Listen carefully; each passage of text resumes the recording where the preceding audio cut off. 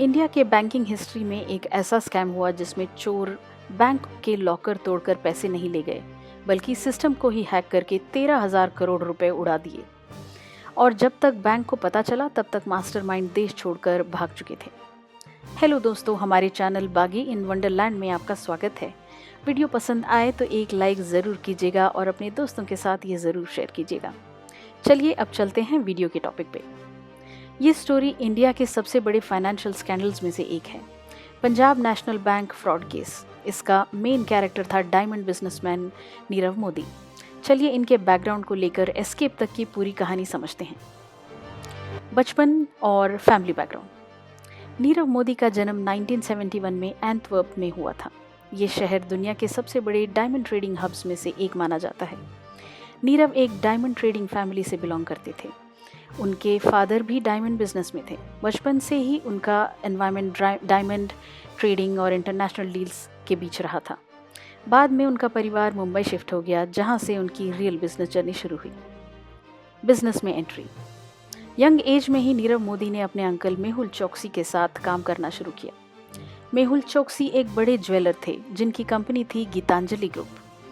यहीं से नीरव ने सीखा diamond sourcing, international trading, luxury jewellery market. कुछ सालों बाद नीरव ने अपना luxury diamond brand Nirav Modi launch किया।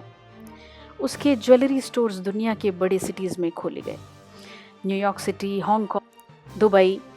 सेलिब्रिटीज़ और रिच क्लाइंट्स उनके डायमंड खरीदने लगे और Nirav Modi global luxury jeweller बन गए। सेलिब्रिटीज़ उनके एड में आने लगे।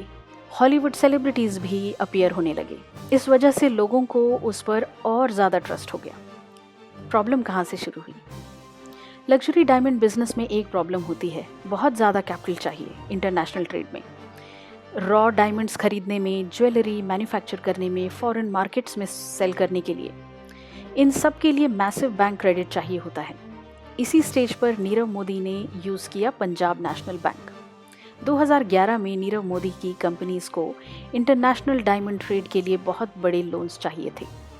इसीलिए पंजाब नेशनल बैंक के ब्रैडी हाउस ब्रांच में काम कर रहे एक डेप्यूटी मैनेजर गोकुलनाथ शेट्टी ने सिस्टम का लूप होल यूज़ करना शुरू किया। बैंकिंग सिस्टम में एक इंस्ट्रूमेंट होता है, letter of undertaking, LOU। Simple language में, बैंक किसी कंपनी के लिए फॉरेन बैंक को गारंटी देता है। नीरव मोदी और उसके एसोसिएट्स ने PNB के कुछ करप्ट एम्प्लॉयज़ को कन्विंस किया एंड उन्हें स्विफ्ट सिस्टम के थ्रू फॉरेन बैंक्स को LOU भेजने शुरू किए। इम्पॉर्टेंट बात, ये LOUs बैंक के इंटरनल कोर बैंकिंग सिस्टम में एंटर ही नहीं किए गए। इसका मतलब फॉरेन बैंक्स को लगा पंजाब नेशनल बैंक गारंटी दे रहा है, लेकिन PNB के रिकॉर्ड्स में कोई लोन एग्जिस्ट ही नहीं करता था। यही लूप होल उस यूज़ करके hundreds of millions of dollars का लोन लिया गया। स्कैम का स्केल। 2011 से 2017 के बीच ये प्रोसेस चलता रहा। हर बार जब एक लोन के रीपेमेंट का टाइम आया तो नया LOU इशू करके ओल्ड लोन को कवर कर दिया जाता था। इस प्रोसेस को बोलते हैं एवरग्रीनिंग ऑफ लोन्स। इस तरह नए लोन्स लिए गए, पुराने लोन्स रीपे दिखाए गए और फ्रॉड अमाउंट कंटिन्यूसली बढ़ता गया। इसी टाइम तक नीरव मोदी का ब्रांड इंटरनेशनल लग्जरी ज्वेलर बन चुका था। उसके स्टोर्स खुल चुके थे न्यूयॉर्क सिटी, हांगकांग, लंदन में। लग्जरी लाइफस्टाइल और सेलिब्रिटी एंडोर्समेंट के पीछे एक मैसिव फाइनेंशियल फ्रॉड चल रहा था और धीरे धीरे फ्रॉड अमाउंट बढ़ता गया। जब सब एक्सपोज हुआ तब टोटल अमाउंट स्कैम का बढ़कर हो चुका था 13,000 करोड़ से भी ज़्यादा। स्कैम पकड़ा कैसे गया? जनवरी 2018 में नीरव मोदी की कंपनी फिर से पंजाब नेशनल बैंक के मुंबई ब्रैडी हाउस ब्रांच से LOU डिमांड कर रही थी, लेकिन इस बार प्रॉब्लम हो गई क्योंकि ब्रांच में नए ऑफिसर्स आ चुके थे और उन्होंने कहा LOU तभी मिलेगा जब कोलैटरल और रिकॉर्ड्स सिस्टम में होंगे। जब सिस्टम्स चेक किए गए तो बैंक को पता चला पिछले कई सालों से LOUs का कोई रिकॉर्ड ही नहीं है। तब इंटरनल इन्वेस्टिगेशन हुई और धीरे धीरे पूरा स्कैम सामने आ गया और पता चला कि फ्रॉड अमाउंट 13,000 करोड़ से भी ज़्यादा है। ये न्यूज़ आते ही पूरे इंडिया में बैंकिंग सेक्टर में शॉक वेव्स आ गई। इन्वेस्टिगेशन में पता चला कि स्कैम की मेन एंट्री पॉइंट बैंक के एम्प्लॉय थे गोकुलनाथ शेट्टी, जिसने सिस्टम का मिसयूज किया। प्रोसेस कुछ ऐसा था। स्विफ्ट नेटवर्क के थ्रू फॉरेन बैंक्स को मैसेज भेजा जाता था। मैसेज में लिखा होता था कि पीएनबी लोन गारंटी दे रहा है। फॉरेन बैंक नीरव मोदी की कंपनी को लोन दे देते थे, लेकिन सबसे शॉकिंग बात, ये ट्रांजैक्शन बैंक के कोर बैंकिंग सिस्टम में एंटर ही नहीं किए जाते थे, इसलिए बैंक के रिकॉर्ड्स में लोन एग्जिस्ट ही नहीं करता था।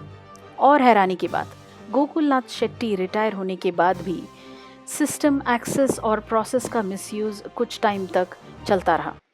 इनकी स्विफ्ट सिस्टम पासवर्ड ही मेन की थी। उस पासवर्ड से ही फॉरेन बैंक्स को फेक गारंटीज भेजे जा रहे थे।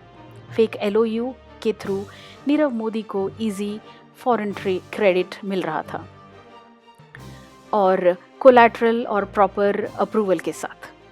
फॉरेन बैंक्स भी फंस गए नीरव मोदी के कंपनीज को लोन देने के बाद, जैसे banks in Hong Kong, banks in Dubai. उनको लगा पंजाब नेशनल बैंक गारंटी दे रहा है, बाद में पता चला कि गारंटी ही फेक थी।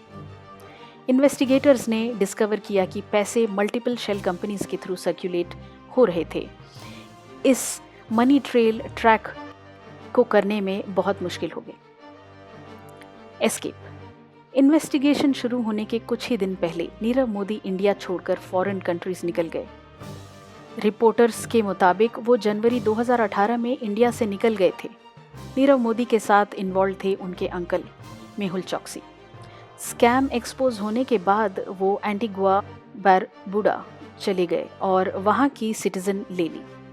इस वजह से इंडिया के लिए उनको वापस लाना और डिफ़िकल्ट हो गया। बाद में सीबीआई और एनफोर्समेंट डायरेक्टरेट ने केस रजिस्टर किया। प्रॉपर्टी सीज हुई, लग्जरी डायमंड्स कॉन्फिस्केट हुए और इंटरनेशनल लेवल पर नीरव मोदी को अरेस्ट करने की प्रोसेस शुरू हुई।